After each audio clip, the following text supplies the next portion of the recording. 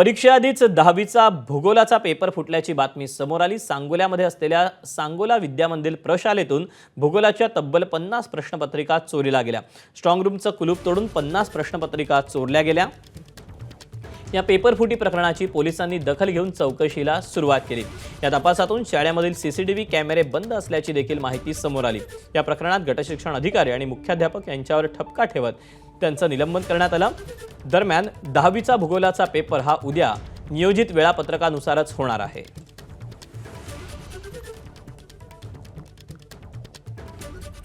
दिवसभर पोलीस यंत्रणेनं या सगळ्या बाबींचा तपास केलेला आहे, तपास चालू आहे। त्या अनुषंगानं शिक्षण विभागाच्या वतीनं कर्तव्यात कसूर केल्याच्या बाबतीत आम्ही केंद्र संचालक तथा मुख्याध्यापक श्री अमोल गायकवाड आणि त्या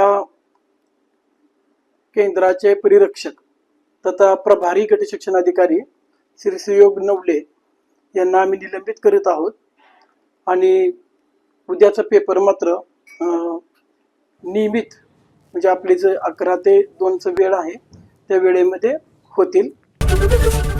एबीपी माझा, उघडा डोळे बघा नीट।